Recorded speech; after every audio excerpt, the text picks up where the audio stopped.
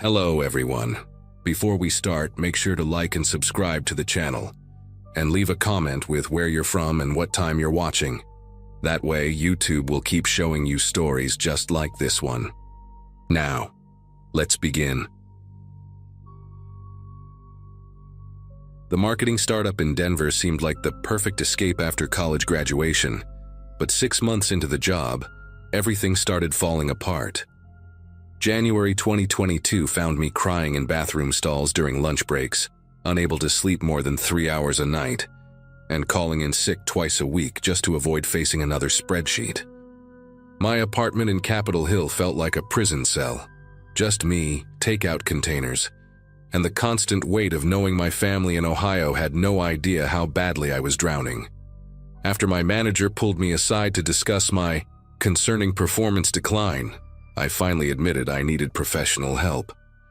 My company's health insurance covered mental health services, and the HR department specifically recommended Whitmore Behavioral Health Center, this gleaming facility nestled between medical offices and wellness spas in Cherry Creek.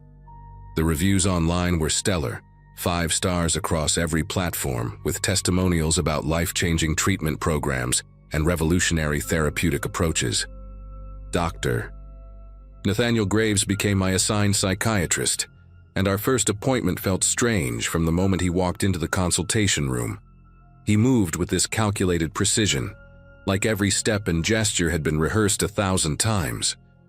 His appearance was almost artificially perfect: silver hair that caught the light at exact angles, a white coat that seemed immune to wrinkles, and these pale blue eyes that would lock onto mine without blinking for uncomfortably long stretches. He listened to my symptoms while taking notes on a tablet he kept tilted away from my view, occasionally making these soft humming sounds that weren't quite agreement or disagreement, just acknowledgement that words were being spoken. After exactly 45 minutes, he diagnosed me with adjustment disorder with depressed mood, and immediately recommended their intensive outpatient program, 3 sessions weekly including individual therapy, group meetings, and what he called pioneering mood regulation protocols. He explained that Whitmore was participating in groundbreaking research, using techniques that major universities were still years away from implementing, methods that could rewire negative thought patterns at what he called the neurological substrate level. The first few weeks seemed normal enough.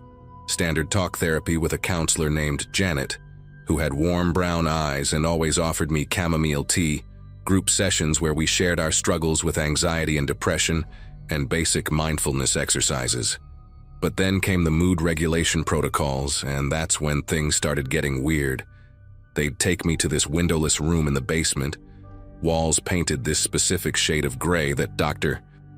Graves insisted was chromatically optimized for neural receptivity, where I'd sit in a reclining chair while they attached sensors to my temples, wrists, and chest. A technician named Bradley, who never made eye contact and always wore these thick rubber gloves, would monitor readings on multiple screens while playing audio tracks through headphones. Not music or meditation guides, but these rhythmic pulses mixed with what sounded like reversed speech that I could never quite make out. During these sessions, Dr. Graves would enter periodically to inject something into my IV that he claimed was just saline solution with vitamin B12. But it always made my vision blur at the edges and left this metallic taste that lingered for hours. The other patients in my group therapy started mentioning similar experiences, though we were explicitly forbidden from discussing our individual treatment protocols with each other. They said it could contaminate the therapeutic environment and compromise treatment efficacy. There was Kevin, a former teacher who'd developed these facial tics after his sessions started, constantly touching his left ear like he was trying to adjust an invisible earpiece. Melissa, who'd come in for postpartum depression, began speaking in this flat monotone during group sessions, reciting her feelings like she was reading from a script she'd memorized but didn't understand. And then there was Anthony, probably the most disturbing case, who'd started documenting everything in this notebook he carried everywhere, writing down timestamps and drawing these intricate diagrams that he'd quickly cover whenever staff members walked by. We all noticed the changes in each other, the way our symptoms seemed to be morphing into something different from what we'd come in with, but the fear of being labeled non-compliant or treatment-resistant kept us quiet. Everything escalated during my 6th week at Whitmore, when they introduced what Dr. Graves called cognitive reconstruction sessions. They moved me to a different wing of the building, one that required a special key card and had no signs or room numbers, just colored dots on the doors. Mine was orange with 3 black stripes. The chair in this new room had restraints, which Bradley assured me were just for postural consistency during neural mapping. But once they strapped me in, I couldn't move anything except my eyes. They placed this curved screen inches from my face and began showing me rapid sequences of images. Some were benign, like landscapes or furniture, but others were deeply personal photos I'd never given them. My childhood bedroom, my mother's face at different angles, even screenshots of text conversations from my phone. Between the images, single words would flash too quickly to consciously read, but I'd feel my mouth trying to form sounds that weren't quite words, like my tongue was attempting to speak a language it didn't know. After these sessions, I'd lose chunks of time. Not blackouts exactly, but these gray periods where I'd suddenly find myself in different parts of the building with no memory of walking there. The staff would tell me I'd been participating in activities, even show me sign-in sheets with my signature, but the handwriting looked wrong, too perfect, like someone had practiced copying my style. My roommate called one evening, concerned because I'd apparently had a 20-minute phone conversation with her that I couldn't remember at all. She said I'd spoken normally but kept repeating specific phrases about being grateful for the treatment and how Dr. Graves was helping me understand myself. The worst part was finding notes in my journal that I didn't remember writing, detailed observations about the other patients using clinical terminology I didn't know, rating their compliance levels and susceptibility indices with numerical scores and color-coded categories. My breaking point came when Anthony slipped me a folded paper during group therapy. While Janet was distracted by Melissa having one of her episodes, she'd started laughing and crying simultaneously while reciting multiplication tables. His note was frantic, barely legible. "They're conditioning us. Check your diagnosis. Original paperwork. They changed mine." He'd drawn a crude map to the records room, marked with times when staff rotations left it briefly unguarded. That night, I pretended to have severe insomnia, which wasn't hard since the medications they gave me caused this constant buzzing sensation under my skin, like electrical currents were running through my veins. When the night nurse did her 3 a.m. rounds, I counted exactly 4 minutes after her footsteps faded, then made my way to the administrative wing using Anthony's map, my hospital socks silent on the polished floors. The records room smelled like old paper and disinfectant, file cabinets stretching from floor to ceiling with tiny labels I could barely read in the dim emergency lighting. I found my file in the 3rd cabinet, fingers trembling as I pulled out the thick folder marked with my patient ID number and a red sticker I'd never seen before that said Protocol 7A. The intake form I'd signed clearly stated, "Adjustment disorder with depressed mood," exactly what Dr. Graves had told me, but underneath were additional documents I'd never seen. My diagnosis had been amended 3 times without my knowledge, first to severe treatment-resistant depression with psychotic features, then schizoaffective disorder, and finally, dissociative identity disorder with high suggestibility index.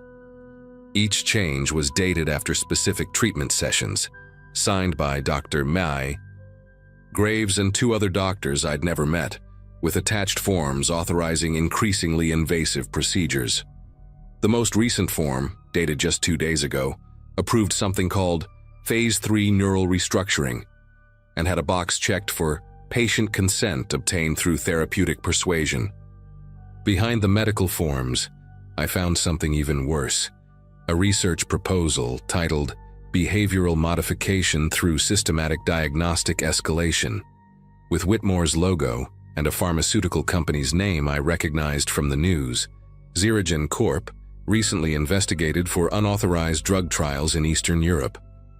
The abstract described using incremental false diagnoses to justify experimental treatments, testing how far patients could be pushed before they either accepted their manufactured conditions or attempted to leave. We were the test subjects, sorted into different protocols based on our initial psychological profiles. My group, Protocol 7A, was designated for maximum cognitive plasticity assessment, essentially seeing how completely they could rewrite our sense of reality. The document included charts showing successful integration rates, where success meant patients who fully accepted their false diagnoses and requested continued treatment even after the study period ended. I photographed everything with my phone, hands shaking so badly that half the pictures came out blurred. But I needed proof because I knew no one would believe this without evidence. As I was putting the files back, I found Anthony's folder with a yellow sticky note on top. Subject terminated from study, excessive awareness, schedule for standard treatment and discharge. The date was tomorrow. I grabbed his file too, along with Kevin's and Melissa's, shoving papers into my pajama pockets until they bulged obviously.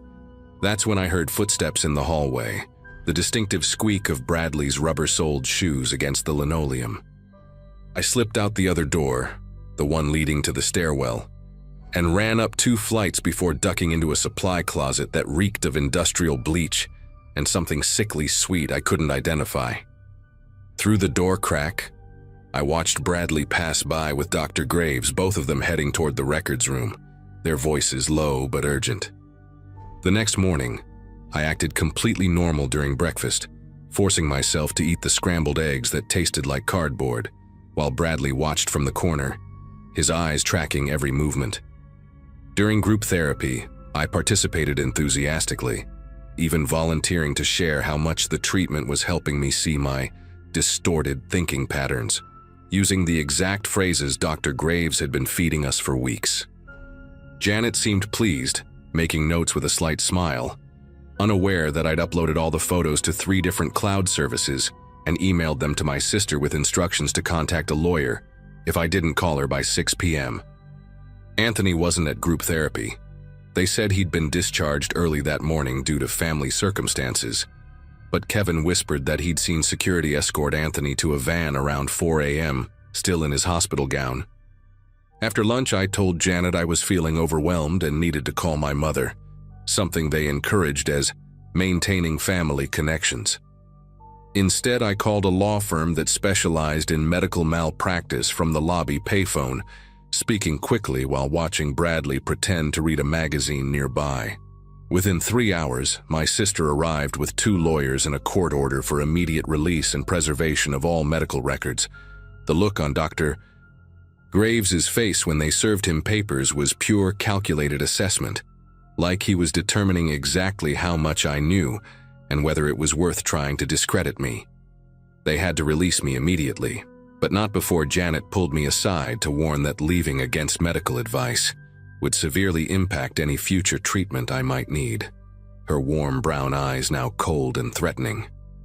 The lawyers got me out of there, along with copies of my official records, which mysteriously only showed my original diagnosis and standard treatment notes, nothing about the experimental protocols or the documents I'd photographed. But I had the pictures, the other patients' files, and most importantly, I had Anthony's notebook that he'd hidden in the communal bookshelf, filled with dates, names, and detailed observations of everything they'd done to us. The investigation is still ongoing.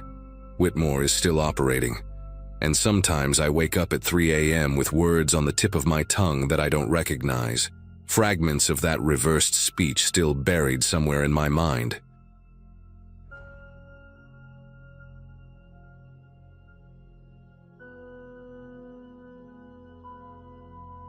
The tremors in my left hand had gotten worse over the past 6 months, bad enough that I couldn't hold a coffee cup some mornings. My neurologist ran every test imaginable, MRIs, nerve conduction studies, blood panels, and found nothing.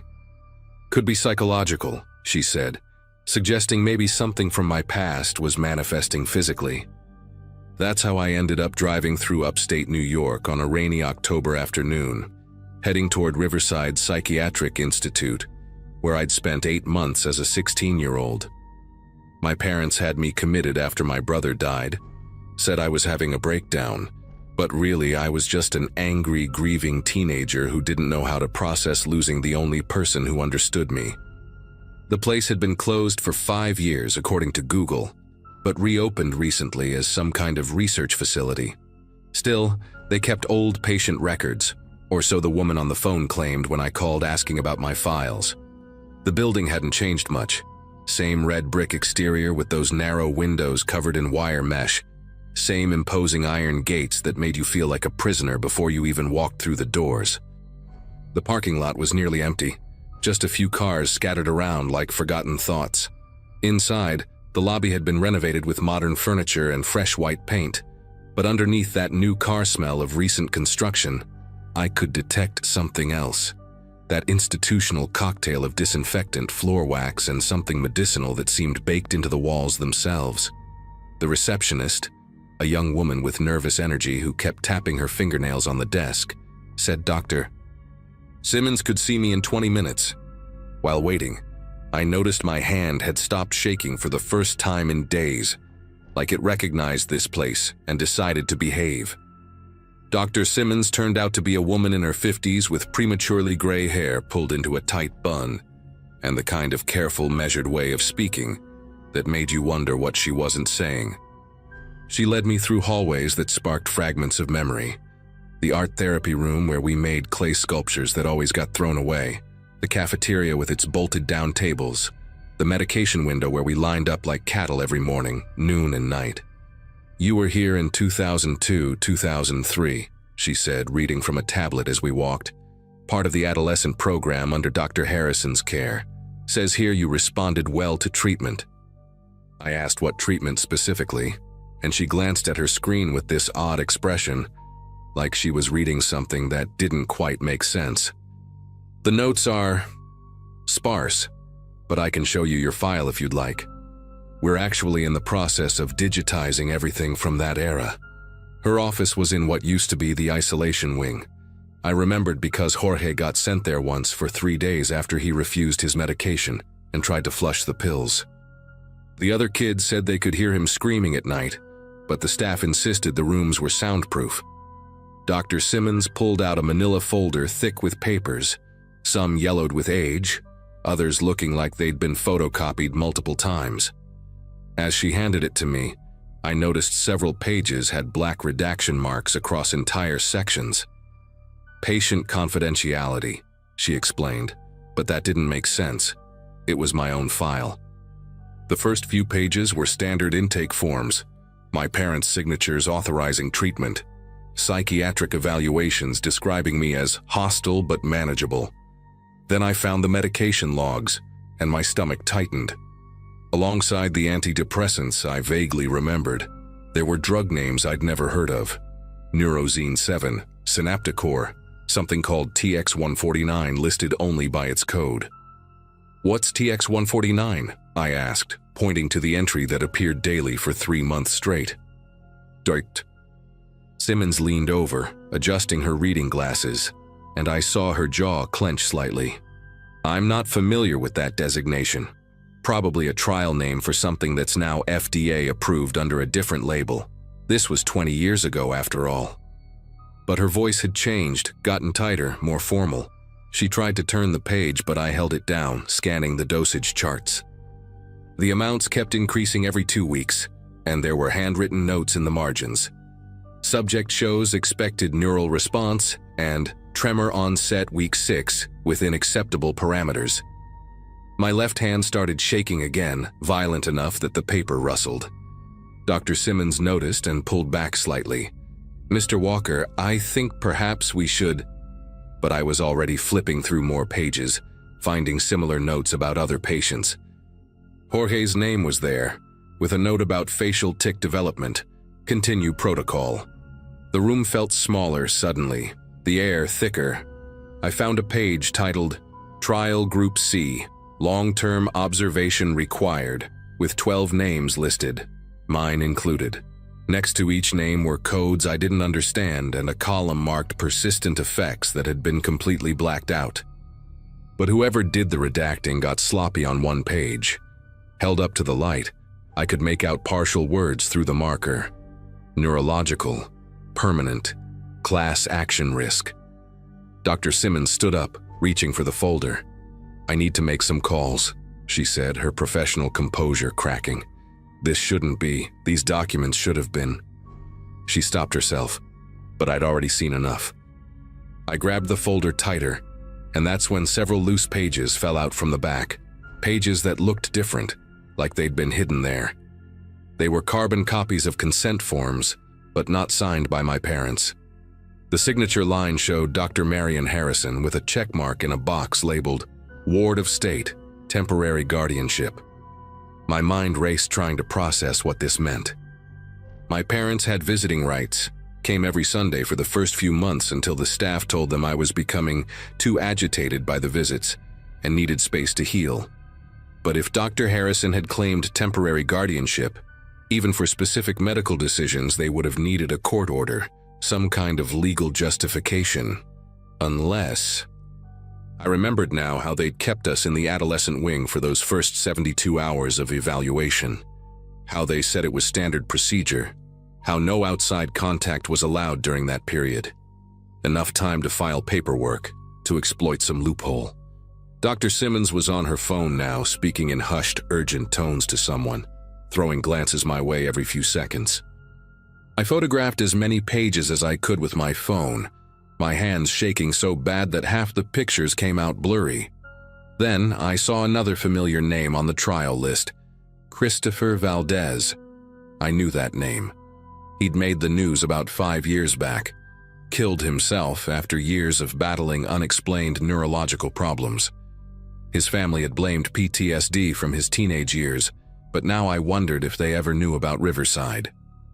"Mr. Walker, I'm going to need that folder back, Doctor," Simmons said, ending her call. Her tone had shifted from nervous to something harder, more authoritative. "Those documents contain confidential information about other patients. I shouldn't have..." But I was already reading another carbon copy. This one a memo between Dr. Harrison and someone at a pharmaceutical company called ZeroGen Corp. The letterhead was partially visible through the aged paper, and the content discussed preliminary results exceeding expectations and minimal oversight from state regulators.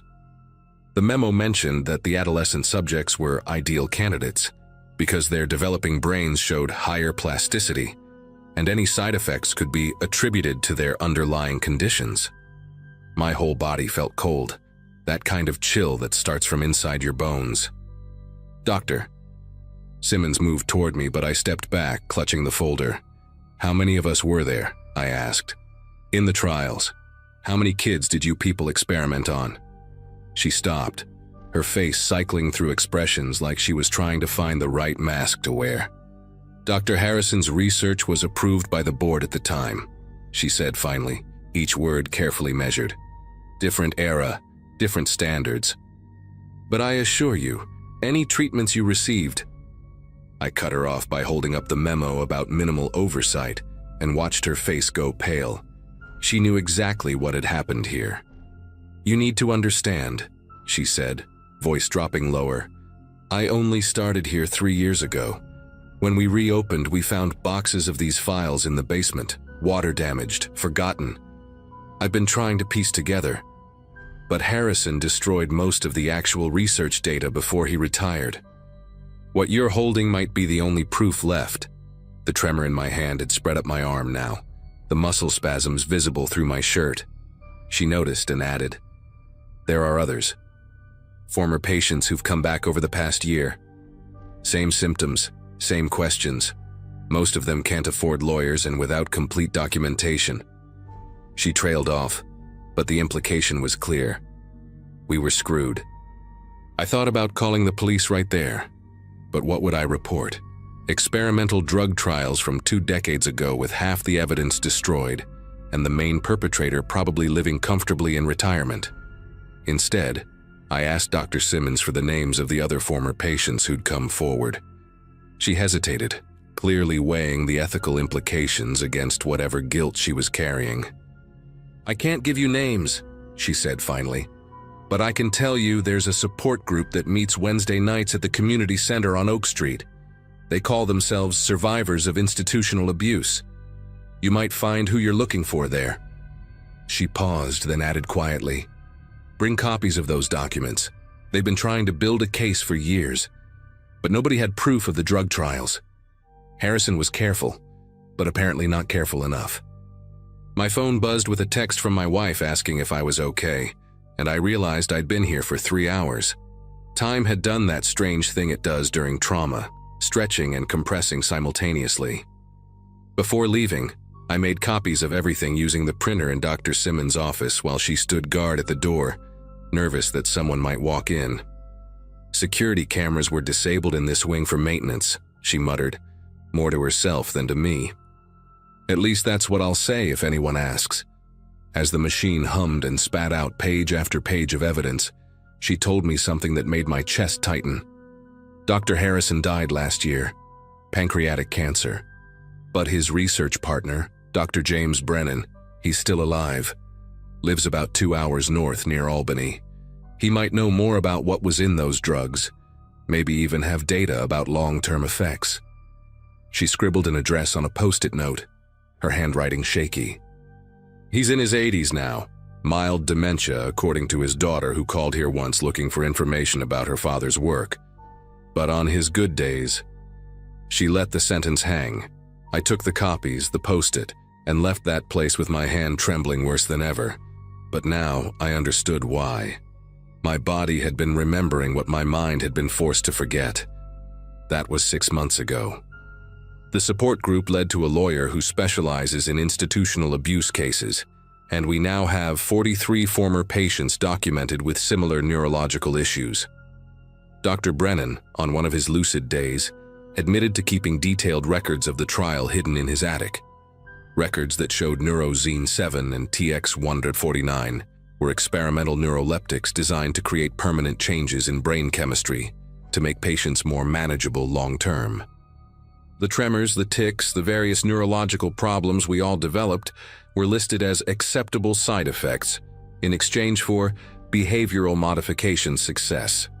Xerogen Corp dissolved in 2008 after a series of unrelated lawsuits, but we tracked down 3 former executives through the lawyer.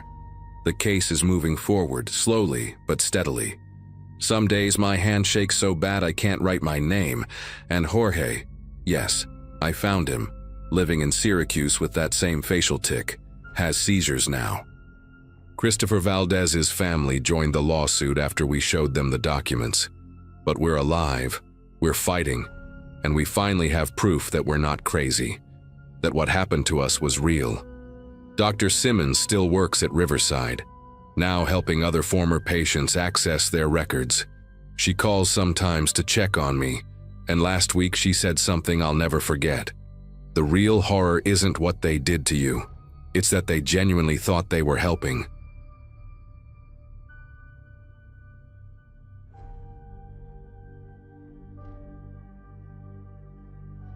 Six years of case files, patient advocacy meetings, and discharge paperwork had made me pretty good at spotting inconsistencies in medical records.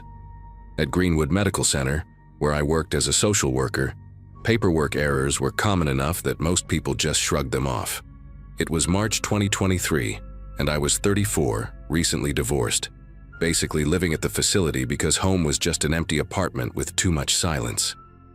My supervisor used to joke that I knew the patients better than their own doctors did, which was probably true since I spent most of my waking hours reviewing their cases and coordinating their care plans. The facility itself was nothing special, a mid-sized psychiatric and rehabilitation center with about 200 beds, serving mostly Medicare patients and folks on state insurance. That mundane setting makes what I discovered even harder to believe, Mrs.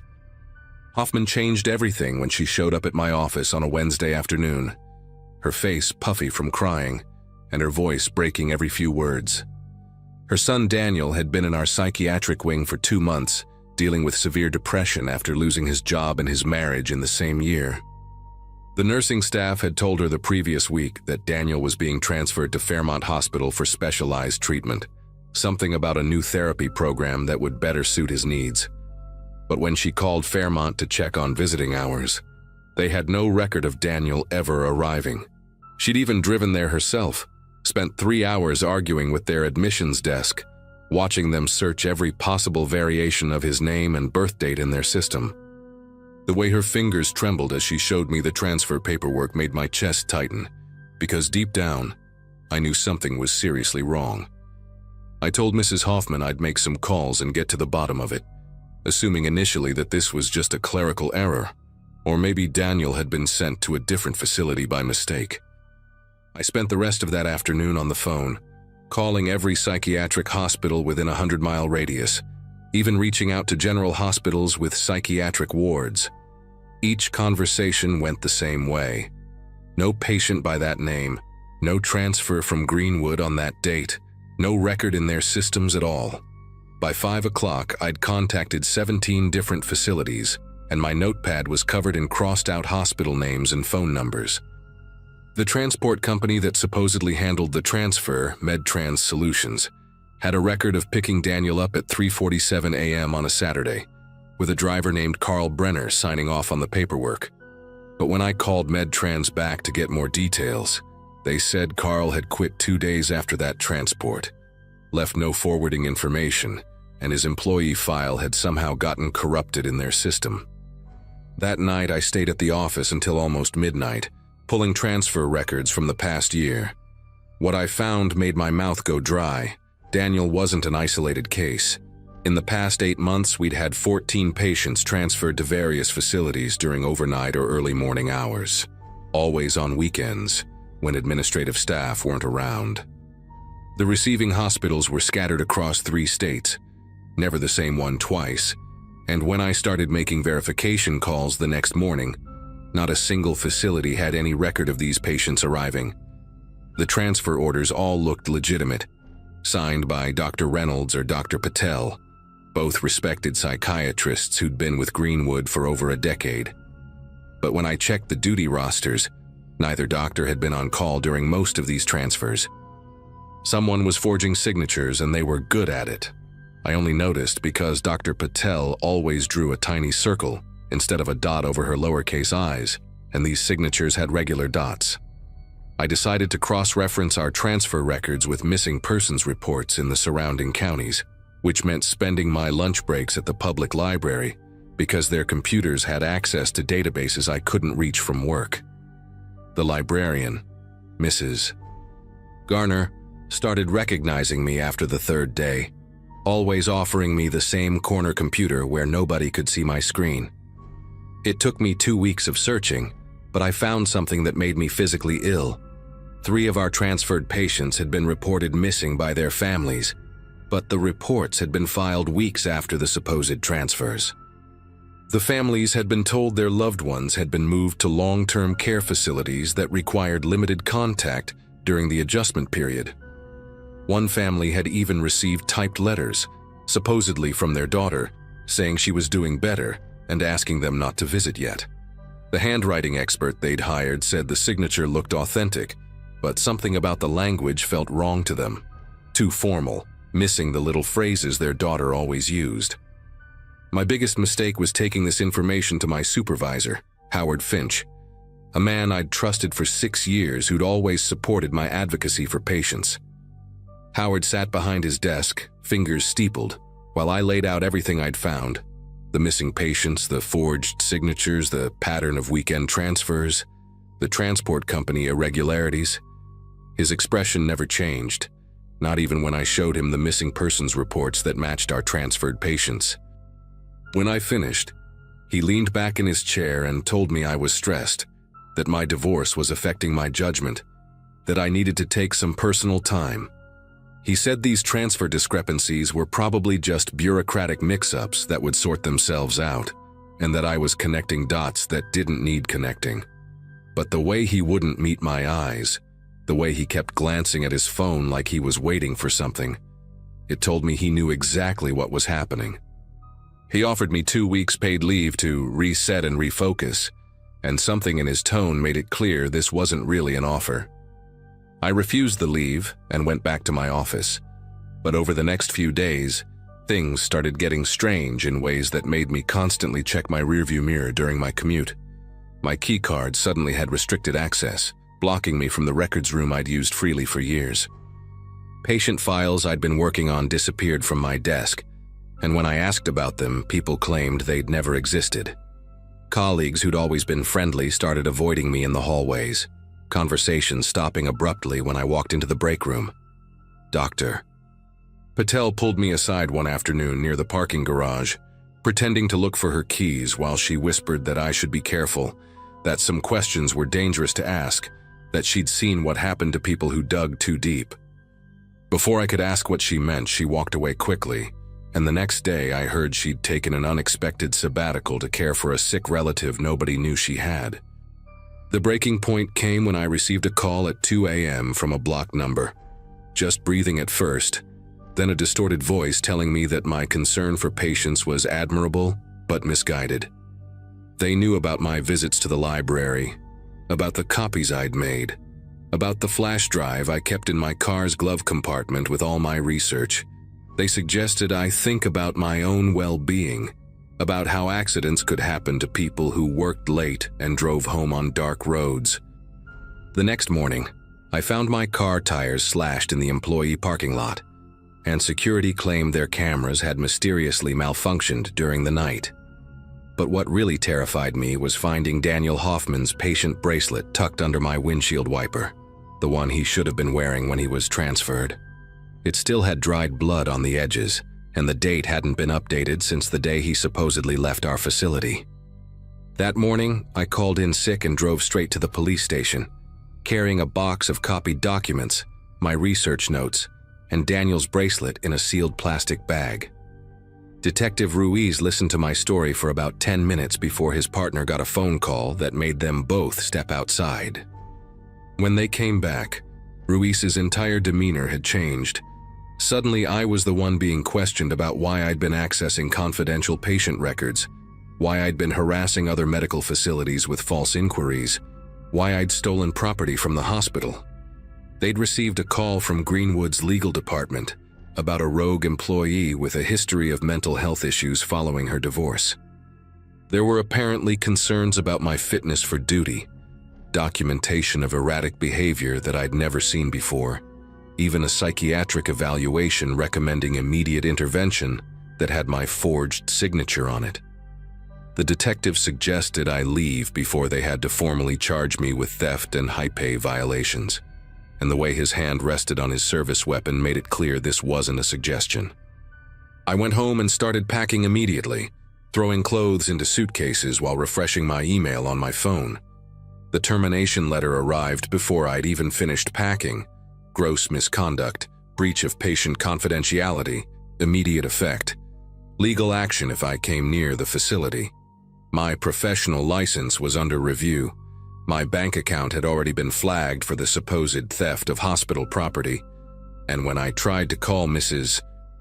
Hoffman to warn her, I found out she'd withdrawn her complaint after being told her son had contacted the hospital to say he was fine and didn't want contact with his family. The transport company I'd been investigating, MedTrans Solutions, had filed a restraining order against me for harassment. Even the library had banned me, claiming I'd been using their computers for illegal activities. In less than 6 hours, my entire life had been systematically destroyed, and all because I'd tried to find out what happened to 14 people nobody else seemed to care about. I left town that same night, driving 12 hours straight to stay with my sister in Arizona, constantly checking my mirrors for anyone following me. For 3 months, I laid low, avoiding social media, paying everything in cash, working temporary jobs under the table while trying to rebuild some semblance of a life. But I couldn't stop thinking about those 14 patients, about their families who'd never get answers, about what kind of operation could make people vanish so completely and silence anyone who asked questions. Then one evening, I saw a news report about a medical waste facility being investigated in Nevada after human remains were found improperly disposed of. The facility had contracts with several psychiatric hospitals, including Greenwood Medical Center. The investigation was shut down within a week, blamed on contaminated animal research materials, but one detail stuck with me. The whistleblower who'd reported it, a waste management employee named Carl Brenner, had died in a car accident 2 days before he was supposed to testify. Same Carl Brenner, who'd signed off on Daniel's transport paperwork and quit immediately after. I'm sharing this here because I've changed my name, moved states twice more, and taken every precaution I can think of, but I know they're still watching. Last month, I saw Howard Finch's obituary online. Sudden heart attack at 52, no prior health issues, private funeral with no service. Dr. Patel's sabbatical became permanent retirement, and she seemingly vanished as completely as those patients. Greenwood Medical Center is still operating, still transferring patients on weekend nights, and families are still being told their loved ones are getting specialized care elsewhere. I've accepted that I'll never be able to practice social work again, that my old life is gone forever, and that those 14 people are probably never coming back. But maybe someone reading this has noticed similar patterns at their facility. Maybe someone else is keeping track of mysterious transfers and missing patients. Don't make my mistake of trusting the system to investigate itself. Document everything. Protect yourself first. And remember that sometimes the real horror isn't what we imagine in the dark. It's what happens in medical facilities at 3 a.m. when nobody's watching, hidden behind bureaucracy and transfer paperwork, where human beings become disposable, and anyone who asks questions becomes a problem to be solved.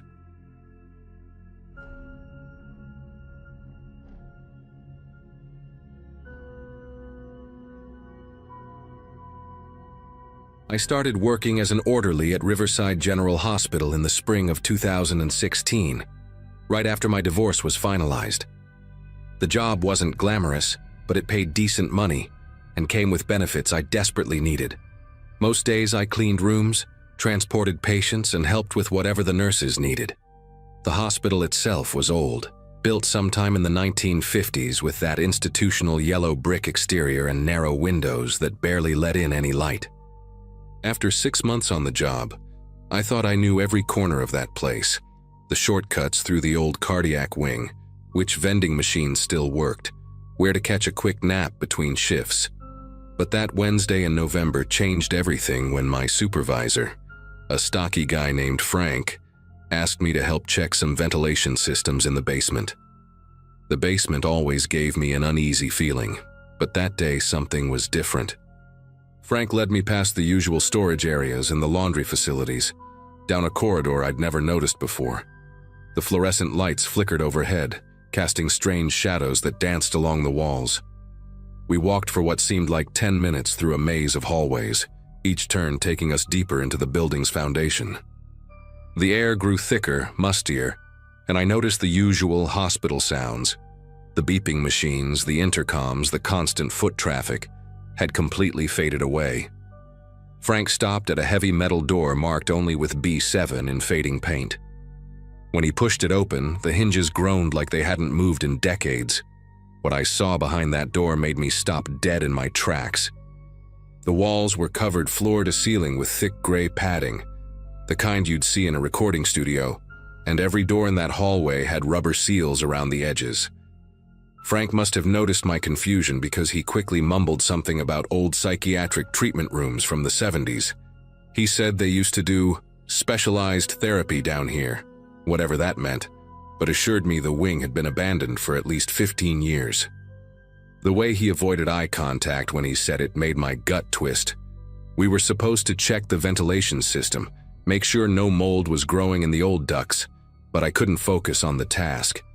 Every room we entered had the same setup: padded walls, reinforced doors with small windows at eye level, and ventilation grates that had been welded shut. In one room, I noticed scratch marks on the padding near the floor, deep gouges that had torn through multiple layers.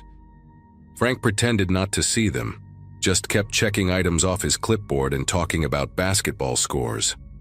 That night, I couldn't stop thinking about that hallway. During my graveyard shift, around 2 a.m. when the hospital was at its quietest, I decided to go back down there alone. I told myself I was being ridiculous, That Frank's explanation made perfect sense, but something kept nagging at me. I grabbed a flashlight from the supply closet and made my way back through those winding basement corridors. The further I went, the more the temperature seemed to drop, and I could see my breath forming small clouds in the beam of my flashlight. When I finally reached the B7 door again, I stood there for a full minute just listening. At first, there was nothing but the distant hum of the building's machinery. Then I heard it. A rhythmic tapping, barely audible through all that soundproofing. 3 quick taps, then a pause, then 3 more, like someone knocking on a door asking to be let out. I pressed my ear against the cold metal door, trying to pinpoint where the sound was coming from. The tapping continued, sometimes stronger, sometimes weaker, but always in that same pattern. I tried the door handle, but it was locked, and my maintenance keys didn't work on it. That's when I noticed something else. Fresh scratches around the lock mechanism, like someone had recently tried to pick it. The dust on the floor had been disturbed too, showing multiple sets of footprints leading to and from the door. For a place that supposedly hadn't been used in 15 years, there was an awful lot of recent activity. I took photos with my phone, making sure to capture the scratches and the footprint patterns. The tapping suddenly stopped, and in the silence that followed, I could swear I heard breathing on the other side of the door, slow, deliberate breaths that fogged up the small window from the inside. The next day, I went straight to the head of maintenance, a woman named Gloria who'd been at the hospital for 30 years. I showed her the photos and told her about the sounds. Her face went pale, and she immediately closed her office door before speaking. She told me that in 2014, just 2 years before I started, there had been an incident in that wing. A patient named Douglas Hartley had somehow gotten access to the basement during a fire drill and barricaded himself in one of those rooms. It took security 3 days to get him out, and when they did, he was catatonic. The strange part was that Douglas had been admitted for minor anxiety, nothing that would explain such extreme behavior. After that incident, the hospital board voted to seal off that wing permanently. But here's what made my skin prickle. Gloria said Douglas was still a patient at the hospital, kept in the long-term psychiatric ward on the 4th floor. And according to the night nurses, he still tapped that same pattern on his room door every single night. I couldn't let it go. That evening, I convinced my colleague Rita to cover for me while I went up to the psychiatric ward. The 4th floor had stricter security protocols, but as an orderly, I had just enough access to walk through during my rounds. I found Douglas's room at the end of a dimly lit hallway, room 4B12. Through the reinforced glass window, I could see him sitting on his bed, rocking slightly back and forth. He was maybe 60 years old, thin as a rail, with gray hair that hung over his eyes. When he noticed me watching, he stood up and walked to the door. Without breaking eye contact, he raised his knuckle and tapped 3 times on the glass, paused, then 3 more times. His lips moved like he was trying to tell me something, but no sound came through the thick door. I watched his mouth carefully, trying to read his lips. Over and over, he seemed to be mouthing the same 2 words, "Still there." That's when things got worse. I started digging through old hospital records during my lunch breaks, using my access to the digitized archives. What I found made no sense at first. Maintenance logs from 2013 showed extensive renovation work in the B7 wing, including the installation of specialized containment infrastructure. But the renovation was completed a full year before Douglas ever set foot in that basement. The work orders were all signed by a Dr. Nathan Crowley, who supposedly headed a research program at the hospital. But when I searched for Dr. Crowley in the employee database, no records came up. I checked with HR, claiming I needed to verify some old paperwork, and they had no record of anyone by that name ever working at Riverside General. The more I investigated, the stranger it became.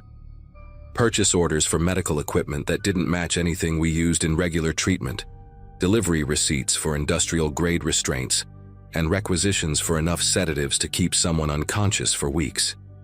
2 nights later, I made a decision that still haunts me. I went back to B7 with a crowbar I'd taken from my truck. The hallway was pitch black except for my flashlight beam cutting through the darkness. The tapping started immediately when I arrived, more urgent this time, almost frantic. I wedged the crowbar into the door frame and put all my weight behind it. The lock was strong, but the frame was old, and after several minutes of prying, I heard the wood splinter. The door swung open, releasing a wave of stale medicinal air that made me gag. Inside, the room was exactly like the others I'd seen, except for one detail. In the corner, partially hidden behind loose padding, was a small ventilation grate that hadn't been welded shut. Fresh air was flowing through it, and when I knelt down to look closer, I could see scratch marks all around it, like someone had been trying to pry it open from the inside. The tapping sound was coming from the ventilation shaft itself. I pulled out my phone and turned on the flashlight, angling it into the vent. What I saw made me stumble backward and nearly drop the phone. There was another room visible through the shaft, one that wasn't on any blueprint I'd seen. The walls were bare concrete, and there was medical equipment everywhere. IV stands, monitoring devices, and what looked like a dental chair modified with leather straps. But that wasn't the worst part. On the far wall, I could see photographs pinned up, dozens of them. Even from that distance, I could make out that they were patient photos, the kind we take for admission records. Some of them looked recent.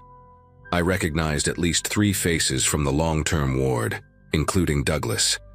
I tried to angle my phone to record video evidence, but then I heard footsteps in the hallway behind me. Heavy, deliberate footsteps that stopped right outside the door. I turned around slowly, and there was Frank standing in the doorway, but he wasn't alone. 2 security guards flanked him, and behind them stood a man in a white coat I'd never seen before. The man in the white coat stepped forward, introducing himself as Dr. Richard Steinberg, the hospital's chief of psychiatric services. His voice was calm, almost soothing, as he explained that I had stumbled onto a classified treatment program for patients with severe dissociative disorders. He claimed the hidden room was used for immersive therapy sessions, approved by a special medical board, and that the secrecy was necessary to protect patient privacy and prevent public misunderstanding.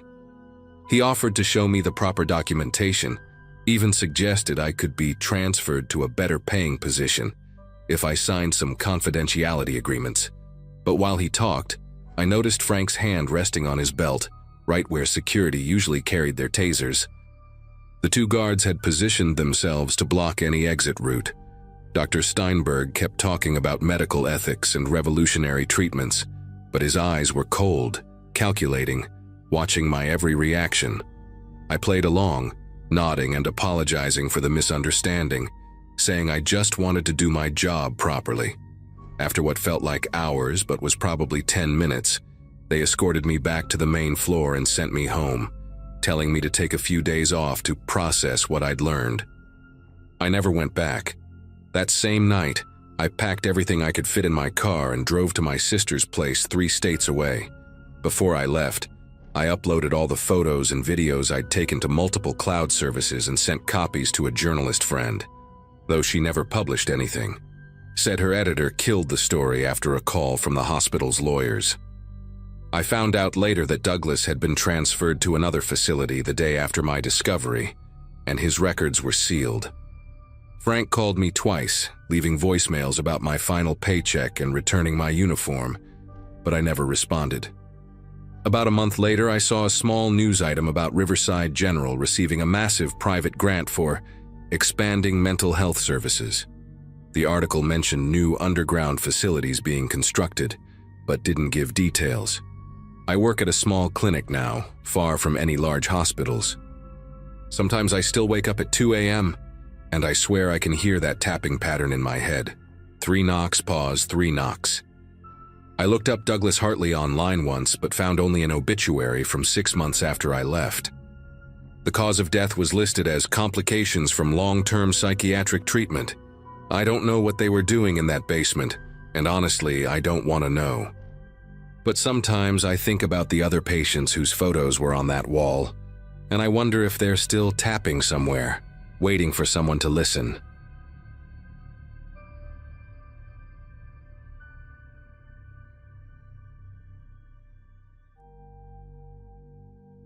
Working nights at Millbrook Psychiatric Facility seemed like easy money when they first hired me. 28 years old, fresh certification in hand, student loans crushing my bank account. That night shift differential looked pretty sweet on paper. Amy, my girlfriend at the time, kept joking about me losing my mind working graveyard at a mental institution. But honestly, most shifts were boring as hell. Unit 7 housed long-term residents, people who'd been cycling through the same medications and routines for years. Severe schizophrenia cases, treatment-resistant bipolar, chronic depression, heavy diagnoses that required round-the-clock monitoring. My job consisted mainly of medication rounds, documenting patient behaviors, checking vitals, making sure nobody hurt themselves or others during those long, quiet hours between midnight and dawn. Strange how a building full of troubled minds could feel so peaceful at 3 a.m. Just the hum of fluorescent lights and the occasional murmur from behind a closed door. You get used to the rhythm of it, the way certain patients pace at specific times, which rooms stay silent, which ones you'll hear crying softly when they think nobody's listening. Wednesday night in August changed everything. Humid as hell outside, the AC struggling to keep up, making the whole ward feel sticky and oppressive. Dorothy Caldwell, room 714, had been with us for almost 4 years. 67 years old, sweet lady when her meds were balanced right. Used to teach elementary school before her depression got too severe to function. That night at 3:15 a.m., her room alarm started shrieking. That specific pitch that means medical emergency, not just a fall or panic attack. Found her gasping for air, skin going gray, pupils pinned to tiny dots. Classic signs of medication overdose, except Dorothy had been stable on the same cocktail for 3 straight years.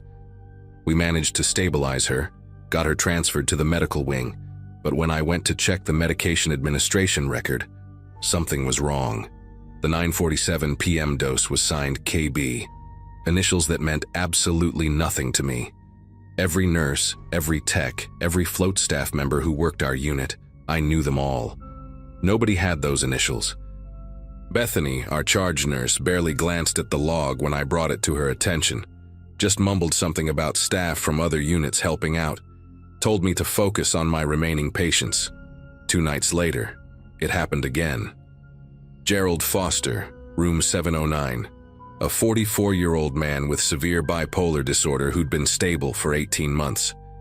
Found him during my 2 a.m. rounds, convulsing in his bed, foam around his mouth, his roommate screaming for help.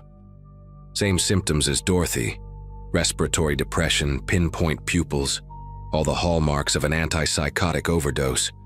Gerald was a big guy, worked construction before his illness took over. Always talked about getting back to building houses once he got out. Seeing him like that, helpless and choking on his own saliva, it hit different. While the medical team worked on him, I went straight to the medication logs. There it was again. Evening dose at 10:22 p.m. signed RJ. Nobody on our staff had those initials either. I started keeping my own notes in a pocket notebook, writing down every detail. The medication room had a keypad lock that logged every entry, so I checked those records against the MAR signatures. According to the keypad log, nobody had accessed the medication room between 8 p.m. and midnight on either night. How could someone administer medications without entering the room where they were stored? My shift partner, a guy named Aaron who'd been working psych wards for 12 years, noticed me getting obsessed with the paperwork. He pulled me aside near the nurse's station, kept his voice low, told me stories about Millbrook that made my skin prickle. Apparently, medication discrepancies had been happening for years, always at night, always with different initials that belonged to nobody. Staff who asked too many questions got transferred to different units, or their contracts suddenly weren't renewed. Aaron said he learned early on to keep his head down, do his job, not dig too deep into things that didn't add up. But I couldn't let it go, especially when I realized the overdoses followed a pattern. Always patients who were close to being discharged or stepped down to lower security units. Dorothy had been approved for assisted living placement the week before her overdose. Gerald's psychiatrist had just recommended transitioning him to outpatient care. These weren't random incidents. Someone was deliberately keeping these patients from leaving, and they were using enough medication to cause serious harm without killing them outright. Against Aaron's advice, I started documenting everything with my phone. Screenshots of the medication logs, photos of the keypad entry records, even pictures of the actual medication bottles in the dispensary. On my nights off, I'd spread everything out on my kitchen table, trying to make sense of the patterns. Amy thought I was losing it, said I was starting to act like the paranoid patients at work. But the evidence was right there. In the past 6 months alone, 14 patients had suffered unexplained overdoses, all during night shifts, all with mystery initials on their MARs. What really got to me was finding the insurance billing records left open on a computer one night. Millbrook was billing for full doses of medications that were supposedly being administered by these phantom nurses. If patients were getting overdosed, that meant someone was giving them extra medication beyond what was being officially dispensed. Where were these extra doses coming from? The pharmacy inventory matched the official MAR records perfectly, every pill accounted for on paper. Monday night, almost 2 weeks after Dorothy's incident, I decided to watch the medication room myself. Positioned myself where I could see the door but still look like I was doing paperwork at the nurse's station. Around 10:15 p.m., Bethany, our charge nurse, walked past me heading toward the patient rooms, carrying her usual medication tray. Nothing unusual, except she wasn't scheduled for medication rounds. That was supposed to be handled by the floor nurse, Jennifer. 20 minutes later, I heard a code blue from room 706. Mrs. Helen Bauer, 58 years old, chronic schizophrenia with catatonic features, was found unresponsive by Jennifer during routine checks. Same presentation as the others, respiratory distress, pinpoint pupils, lucky to be alive. When I checked the MAR, there it was, 10:17 p.m., signed MT. But here's what made me sick to my stomach. I had been watching that medication room door the entire time, and Bethany never entered it. She had walked past with a full tray of medications that came from nowhere, doses that didn't exist in our inventory, administered by initials that belonged to no one. The next hour felt like walking through thick mud, every second stretching out while I tried to process what I'd witnessed, helped stabilize Helen, filled out incident reports, acted normal while my mind raced through the implications. Bethany had access to medications that weren't in our system, which meant she was either stealing from other units or had an outside source. But why risk everything just to keep patients from being discharged? Around 4 a.m. while doing rounds, I found myself outside the administrative offices. The door to human resources was cracked open. Someone had forgotten to pull it completely shut. Every instinct told me to walk away, but I slipped inside, went straight to the filing cabinets. Started with the B section, looking for Bethany's file. What I found made me physically ill. Bethany didn't just work at Millbrook. She was married to Dr. Eugene Morrison, the facility's medical director. Their last name difference had kept it hidden from casual observation. But that wasn't the worst part. In a folder marked Budget Reviews, I found spreadsheets showing that Unit 7 was scheduled for closure if occupancy dropped below 85% for 3 consecutive months.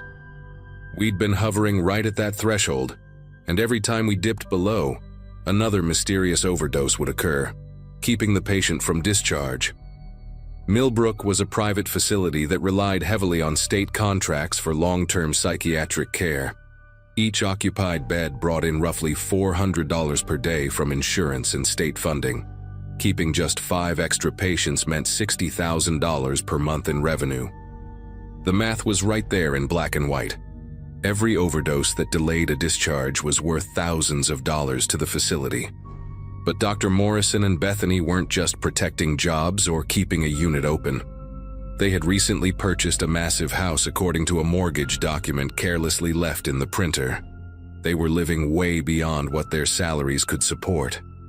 Aaron found me in that office at 5 a.m., white as a sheet, papers scattered across the desk. He didn't say anything, just started helping me put everything back exactly as I'd found it. As we worked in silence, he whispered that 3 other nurses had noticed the same patterns over the years. One had gone to the state health department, but the investigator who showed up was Dr. Morrison's golf buddy. Another tried contacting the media, but Millbrook's lawyers shut it down with threats of lawsuits for violating patient privacy. The third nurse, a woman named Carol, had collected evidence for months before suddenly moving out of state, leaving no forwarding address. That morning, I went home and told Amy everything. She wanted me to quit immediately, pack up and leave town just like Carol had done. But I kept thinking about Dorothy, Gerald, Helen, and all the other patients who'd been poisoned for profit. These were vulnerable people who came to us for help, trusting us with their lives while they battled their own minds. The violation of that trust made me physically sick. I spent my day off copying every piece of evidence onto multiple USB drives, uploaded files to cloud storage accounts, even mailed a package to my cousin who lived in California. If something happened to me, at least the proof would survive. When I returned for my next shift on Friday night, the atmosphere was different. Bethany smiled at me more than usual, kept asking how I was feeling, if I was stressed about anything. Jennifer mentioned that Dr. Morrison had been asking about me, wondering if I was adjusting well to the night shift responsibilities. Even the security guard, usually friendly and chatty, seemed to watch me more carefully. Around 1 a.m., Aaron pulled me into the supply closet, told me that Bethany had been asking him questions about what I did during my shifts, who I talked to, whether I'd mentioned anything unusual. At 2:47 a.m., while I was documenting patient notes at the nursing station, I noticed Bethany heading toward the medication room with her unauthorized tray again. But this time, she was walking toward room 718. My assigned patient for the night, Roger Hoffman, a 51-year-old man with severe PTSD who was scheduled for discharge to a group home next week. Without thinking, I followed her. She was so focused on preparing the syringe that she didn't hear me enter the room behind her. Roger was asleep, his breathing steady and peaceful, unaware that he was about to become another casualty of their scheme. When I cleared my throat, Bethany spun around, the loaded syringe still in her hand. For a moment, we just stared at each other. Then she started talking, her voice eerily calm, explaining how this was bigger than both of us, how the whole facility would shut down if the unit closed, how hundreds of people would lose their jobs.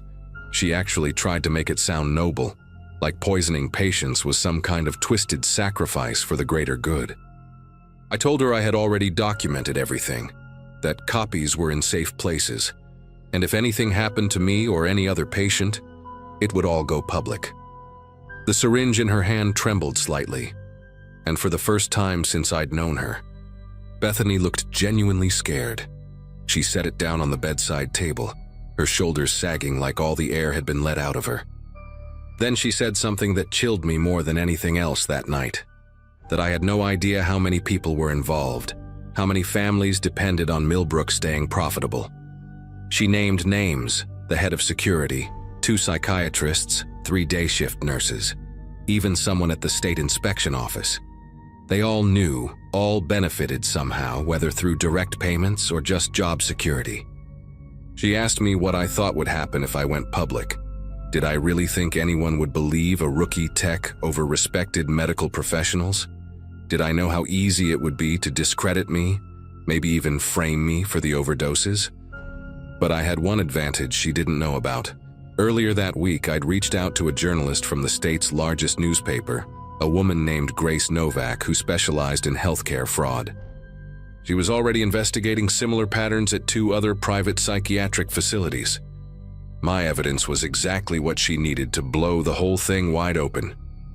Grace published the story 5 days later, complete with documentation I'd provided, and statements from 2 former employees who came forward after seeing the initial report.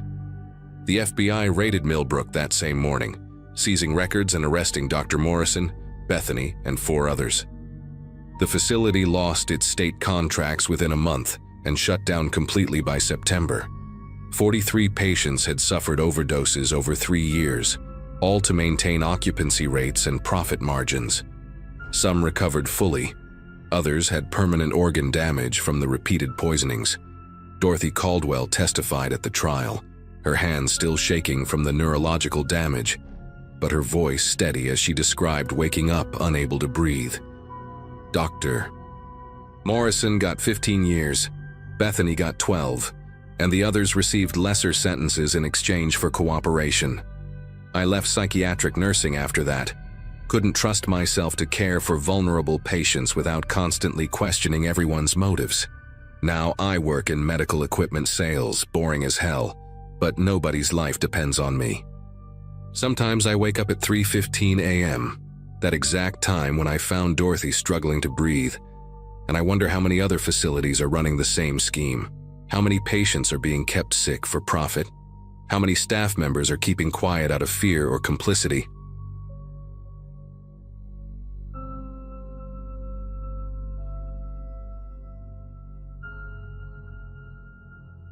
I've worked as a records clerk for 7 years now, and in all that time at Westbrook Psychiatric Facility, I thought I'd seen every kind of administrative mess you could imagine.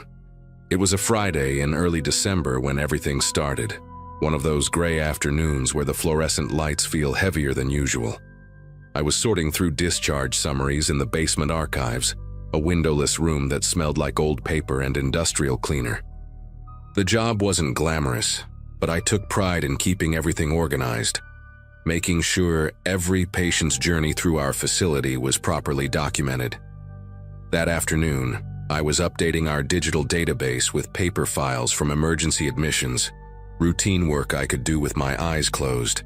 My supervisor, Mrs. Thompson, had asked me to focus on clearing the backlog from the previous month before the state inspection in 2 weeks.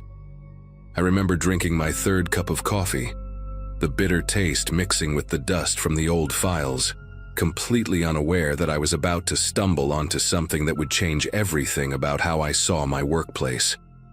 The first irregularity appeared when I was entering data for a patient named Brandon Sawyer, a 28-year-old man admitted on a 72-hour psychiatric hold after a severe manic episode. His intake paperwork was thorough.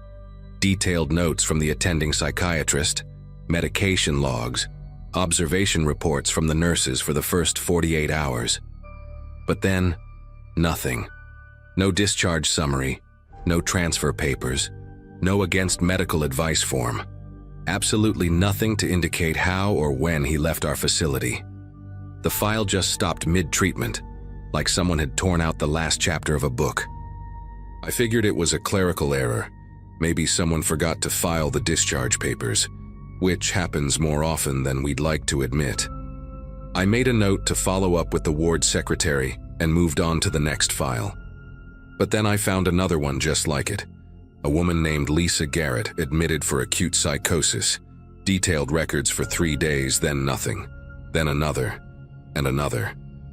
By the time I'd gone through 50 files, I'd found 7 patients with the same pattern. Emergency admission, a few days of detailed documentation, then complete radio silence. What really caught my attention was the signature on all 7 intake forms. Dr. Martin Holloway, our senior administrator. Now, Holloway wasn't just any administrator. He was basically untouchable. Been with the hospital for 23 years. Golf buddies with the board members. The kind of guy who wore expensive suits and always smelled like cologne that probably cost more than my weekly paycheck. He had this peculiar habit of clicking his pen exactly 3 times before signing any document, and his signature was this elaborate cursive that looked like it belonged on the Declaration of Independence. Finding his name on all 7 files made me pause because senior administrators rarely handle direct admissions. That's usually left to the attending physicians. I pulled up our internal directory and cross-referenced the admission dates. All 7 patients came in during night shifts, specifically between 11 p.m. and 3 a.m., when the hospital operated with skeleton staff. The timing wasn't necessarily suspicious on its own. Emergency psychiatric holds often come in during odd hours. But it was another connection that made me lean back in my creaky office chair and stare at the ceiling tiles. I decided to check the ward assignment logs to see where these patients had been housed during their stay. Our facility has 4 main units: Unit A for voluntary admissions, Unit B for acute care, Unit C for long-term residents, and Unit D, which was technically our overflow unit but rarely used because of budget constraints. All 7 missing patients had been assigned to Unit D, specifically to rooms 401 through 407, a section of the building that I knew had been closed for renovations 6 months ago. The renovation story never quite added up because I'd processed the work orders myself, and they were all for minor repairs, replacing ceiling tiles, fixing a broken window latch, nothing that would require closing an entire wing for half a year. I grabbed my access badge and decided to take a walk during my lunch break, telling myself I was just stretching my legs, but really I wanted to see Unit D for myself. The hallway leading to it was dimmer than the rest of the hospital. Half the fluorescent bulbs either broken or removed, and there was this persistent dripping sound coming from somewhere behind the walls, probably a pipe that needed fixing.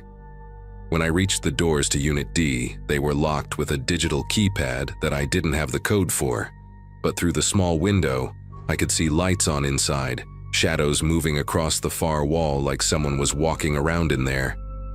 That afternoon, I went back to my desk and did something I probably shouldn't have.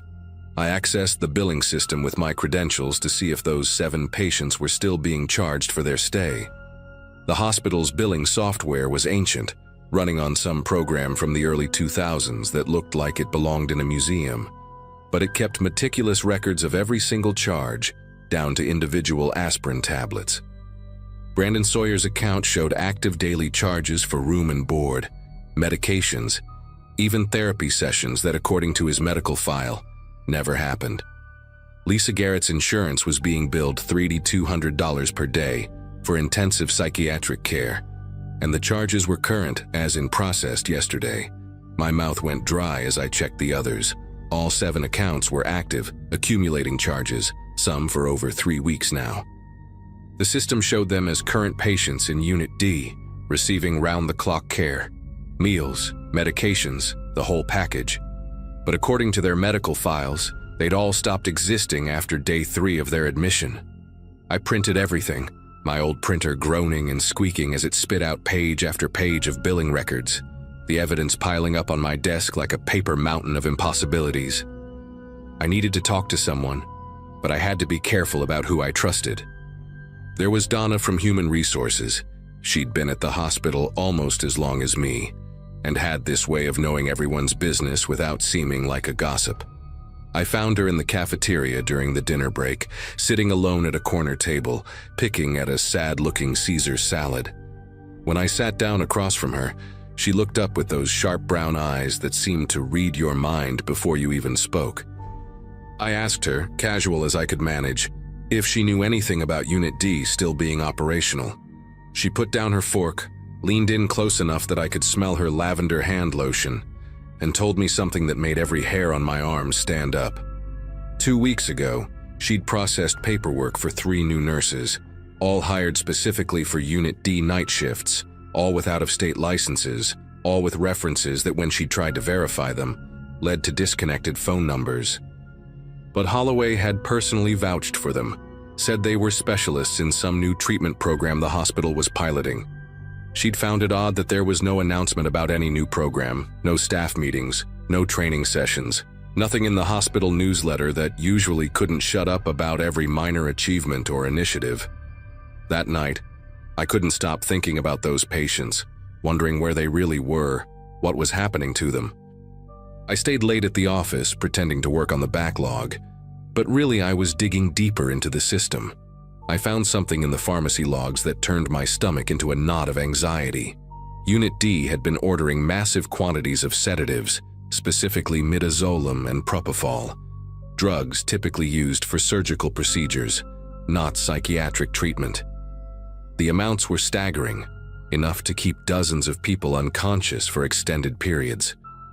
The orders were all signed off by Dr. Holloway and fulfilled by a pharmacy supplier I'd never seen in our system before, somewhere called MedLink Distributors.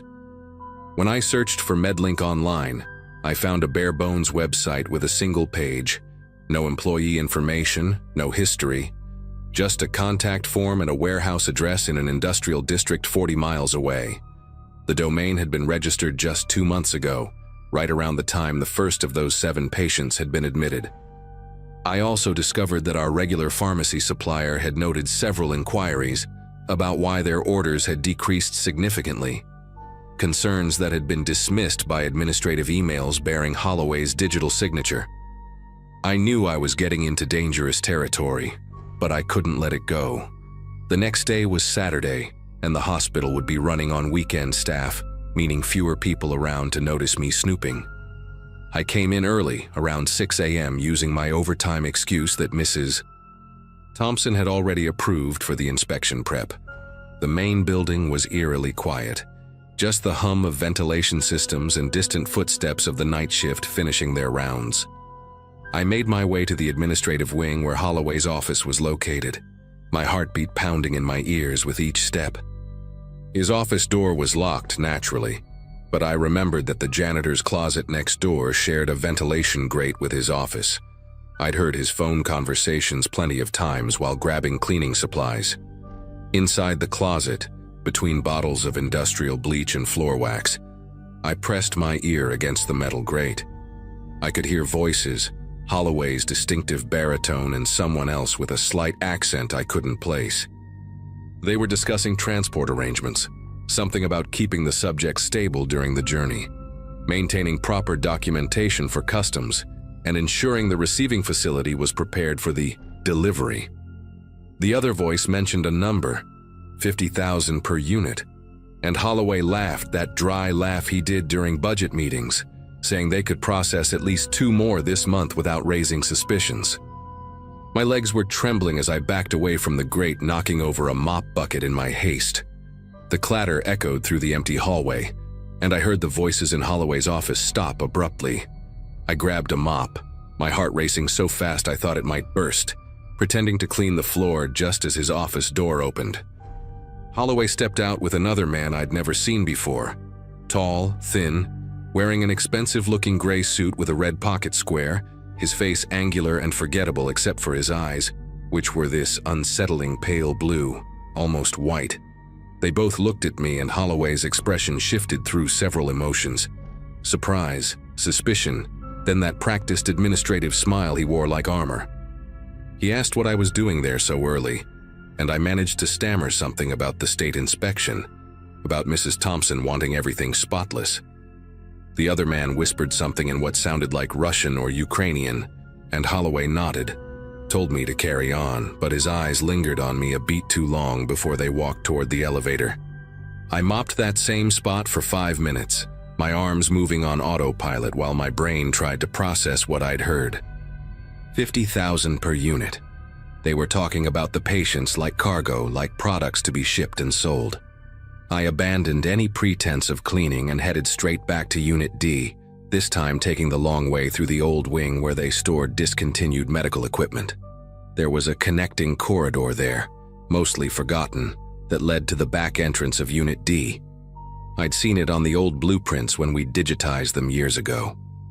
The door was locked, but it was one of those ancient mechanical locks, not electronic, and the frame was so warped from age that I could see into the hallway beyond. What I saw made me bite my tongue to keep from gasping. There were gurneys lined up against the wall, at least 6 of them, each with a patient strapped down, IVs running into their arms, their faces slack and unconscious. I recognized Brandon Sawyer immediately. His distinctive neck tattoo of a compass was visible even from where I stood. The patients were all dressed in what looked like airline passenger clothes, not hospital gowns, complete with shoes and jackets. A woman in scrubs I didn't recognize was checking their vitals, making notes on a clipboard, her movements efficient and practiced like she'd done this routine 100 times. She had earbuds in, humming something tuneless, completely absorbed in her work. Near the far end of the hallway, I could see suitcases stacked neatly, each one tagged with what looked like airline labels, and a pile of passports on a medical cart. I backed away from the door, my whole body shaking now, and pulled out my phone to start recording video through the gap in the door frame. I managed to get about 30 seconds of footage, the patients, the nurse, the suitcases, before I heard footsteps coming from the main corridor. I actually ran through the old wing, my sensible work shoes slapping against the linoleum, past the defunct X-ray machines and broken wheelchairs, until I reached the parking garage. In my car, I sat there for a moment, breathing hard, staring at the video on my phone. It was grainy, but clear enough to see what was happening. I drove straight to the police station downtown, my hands gripping the steering wheel so tight my knuckles went white. But when I walked into that station, showed them my hospital ID, and started explaining about patients being trafficked, the desk sergeant's expression changed from bored to concerned to something else entirely. He asked me to wait, said he'd get a detective. But instead, 2 uniformed officers appeared and told me I needed to come with them for questioning. They put me in a small room that smelled like old coffee and disappointment, and I waited there for 2 hours before someone finally came in. Not a detective, but Holloway himself, accompanied by the hospital's legal counsel, and a woman who introduced herself as being from the state health department. They had a different story ready, all official documents and medical terminology. According to them, I'd stumbled onto a legitimate pilot program for treating severe psychiatric patients in specialized facilities abroad, all perfectly legal, all with proper consent from either the patients during lucid moments or their medical proxies. The woman from the state showed me paperwork with official seals, signatures, approval stamps that looked absolutely real. Holloway explained, in that condescending tone he used during staff meetings, that the secrecy was necessary to protect patient privacy and prevent interference from misguided advocacy groups. The patients I'd seen were being prepared for medical transport to a cutting-edge treatment center in Romania, where experimental therapies not yet approved in the US could offer them hope for recovery. The $50,000 I'd overheard? That was the treatment cost, covered by a special grant from an international mental health foundation. They had an answer for everything, every single thing, papers to prove it all. The hospital's lawyer, a stern woman with steel gray hair pulled back so tight it looked painful, informed me that I'd violated numerous HIPAA regulations, accessed systems beyond my authorization level, and recorded patients without consent.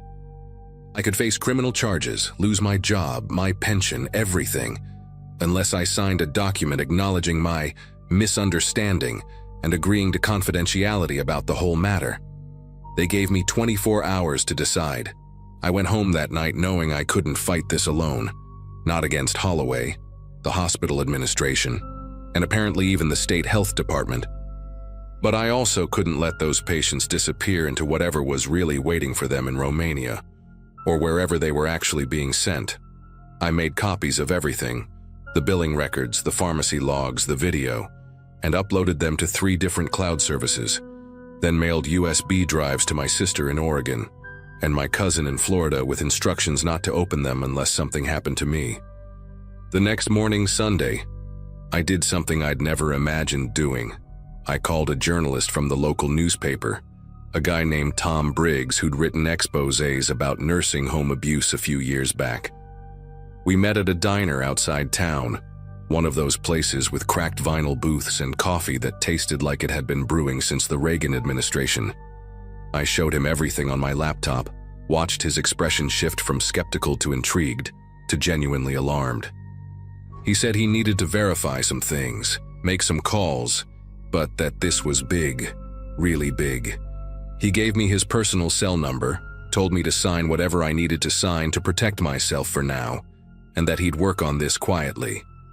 2 days later, I signed Holloway's papers, went back to work, and pretended everything was normal, filing papers and organizing records like my world hadn't been turned upside down. For 3 weeks, nothing happened. I'd almost started to doubt myself, wondering if maybe there really was some legitimate program I'd misunderstood. Then, on a Monday morning, it all exploded. FBI agents swarmed the hospital, men and women in dark windbreakers with those 3 letters printed in yellow across their backs.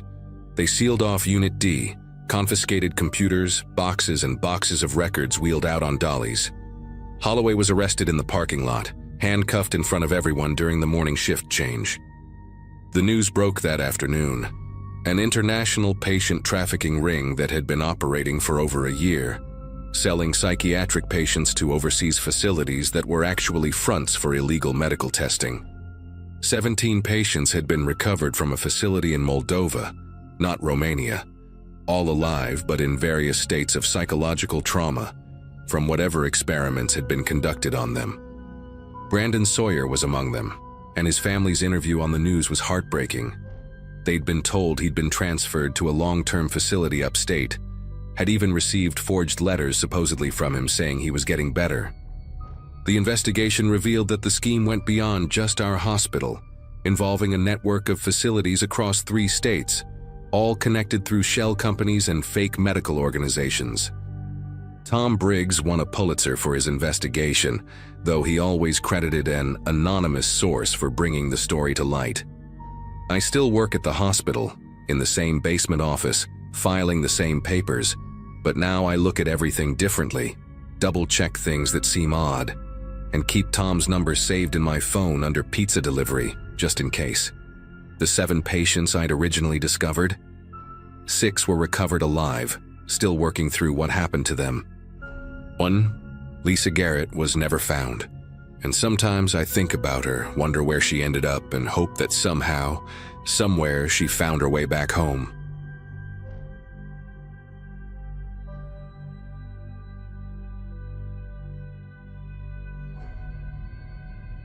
Night shifts at psychiatric wards teach you things nursing school never could. At age 24, fresh out of college with loans crushing my bank account, the job at Clearwater Medical Center in suburban Illinois seemed like a blessing. 6 months into working the psych wing, things had become routine. Medication rounds, patient checks, documentation. The December cold seeped through the old building's windows that year, 2018, making the hallways feel even more sterile than usual. My supervisor Barbara wore these thick glasses that made her eyes look enormous, like she could see straight through your excuses for being 5 minutes late. She'd just promoted me to lead nurse for the night shift, which meant an extra $2 an hour and twice the responsibility. My roommate Jenna and I celebrated with cheap wine that Friday, laughing about how I'd finally be able to afford name-brand cereal. Psychiatric ward wasn't where I'd imagined myself working, but jobs for new nurses were scarce, and I figured I could stick it out for a year or 2. Robert Lawson arrived on the ward 2 days before everything went sideways, brought in for psychiatric evaluation after his family reported concerning behavior changes. His chart showed no violent history, just depression and anxiety following a messy divorce, the kind of case we saw dozens of times each month. When I first encountered him during rounds, he sat motionless in the corner of his room, staring at the beige wall like it held secrets only he could decipher. He took his medications without resistance that Saturday night, nodding politely when I asked if he needed water or an extra blanket. Something about the way he tilted his head while listening reminded me of how my grandmother's parakeet used to watch people through its cage bars, attentive but somehow disconnected. The ward held only 12 patients that weekend instead of our typical 20, and the unusual quiet made every footstep echo down the corridors. I remember planning to actually sit down and eat my sandwich during break, maybe even check my phone without someone pressing the call button every 30 seconds. Around 2 a.m., I started my second round of medication distribution, pushing the squeaky cart down the east wing where Robert's room was located. The fluorescent lights hummed that particular frequency that gives you a headache after 8 hours, and the smell of industrial disinfectant mixed with something else.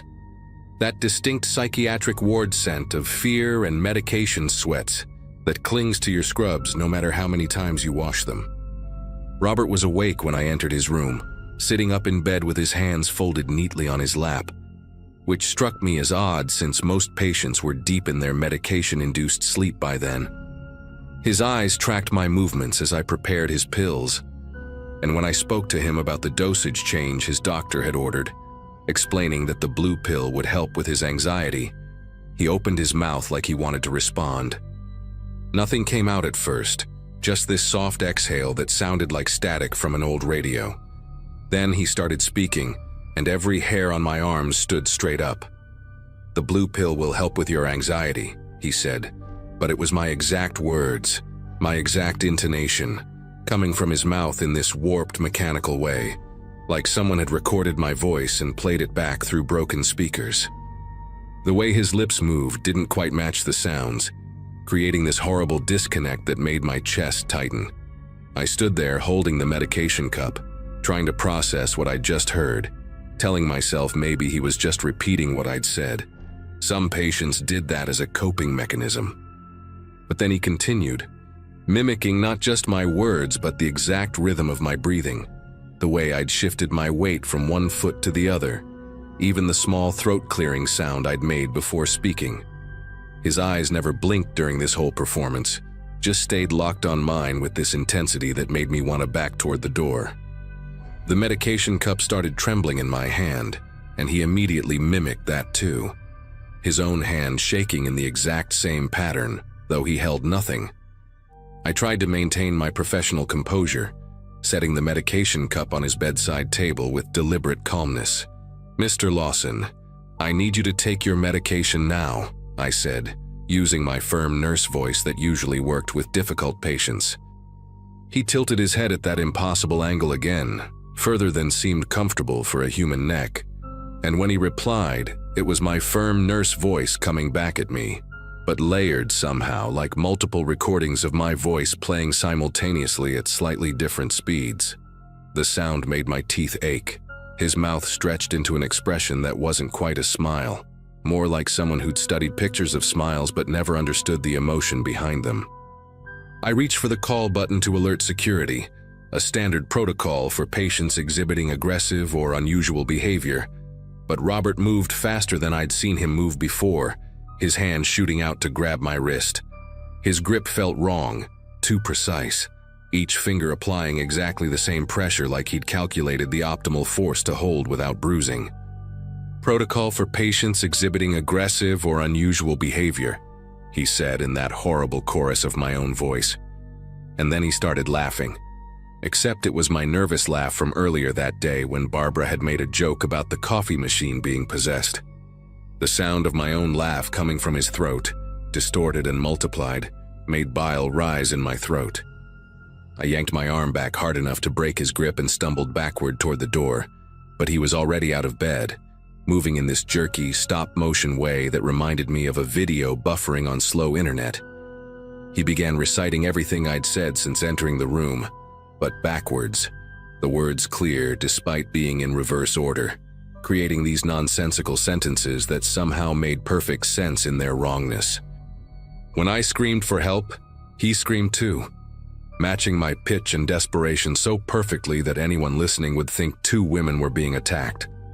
The door handle felt miles away as I fumbled for it behind my back, never taking my eyes off him as he advanced, still speaking in my voice, now mixing in conversations I'd had with other patients throughout the night.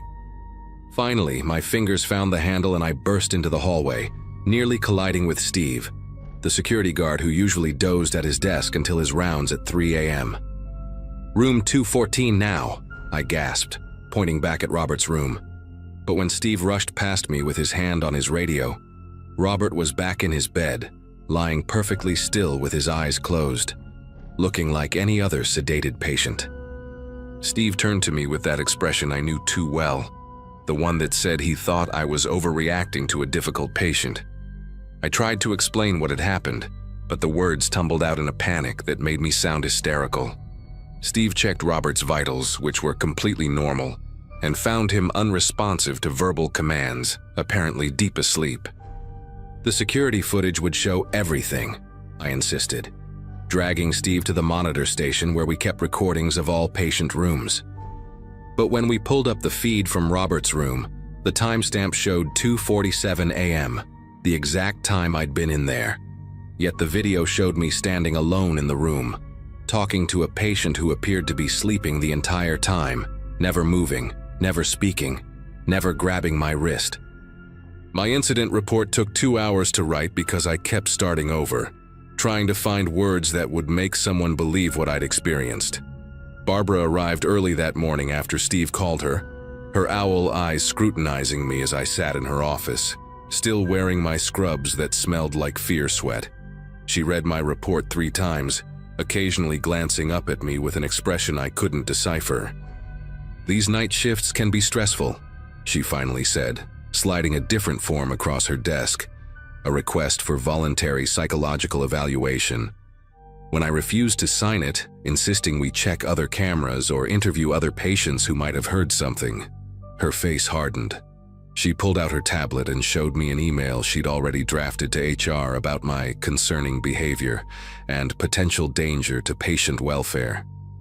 The choice was clear: sign the evaluation request and take a mental health break, or face an official investigation that would likely end my nursing career before it had really begun.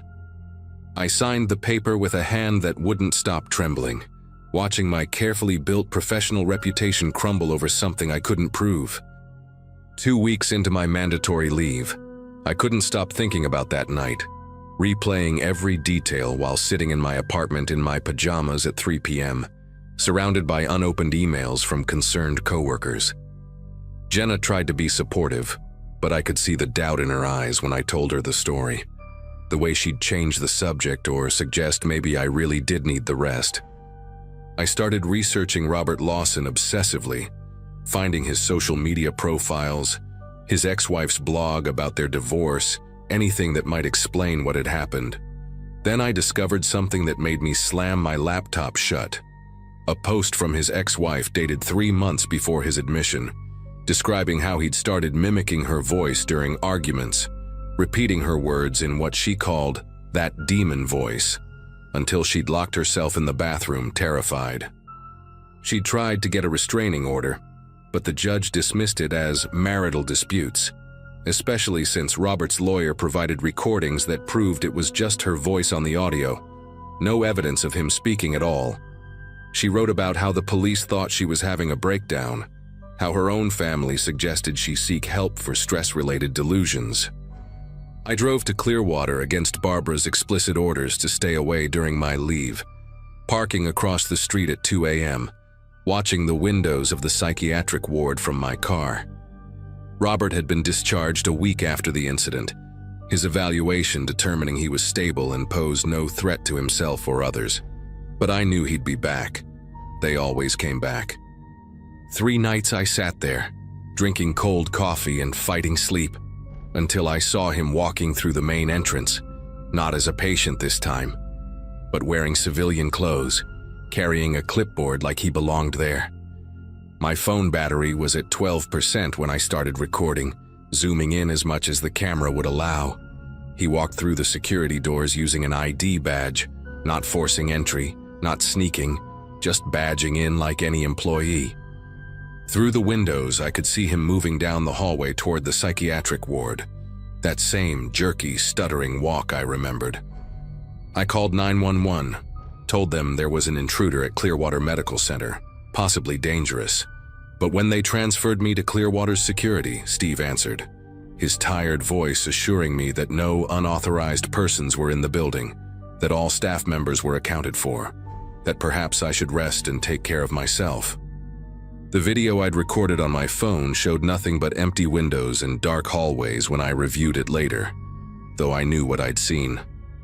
I sent it to Jenna anyway, desperate for someone to see something, anything that would prove I wasn't losing my mind. She called me back immediately, but not about the video. She'd just gotten off her shift at the restaurant and had run into Stephanie, another nurse from Clearwater's psychiatric ward. Stephanie had quit 3 days ago, no notice, just cleared out her locker and left. When Jenna asked why, Stephanie had gone pale and changed the subject, but mentioned something about patients not being who they seem, and how the administration was covering things up. I tried calling Stephanie 17 times that night, left voicemails that probably sounded unhinged, begging her to call me back, to tell me what she knew.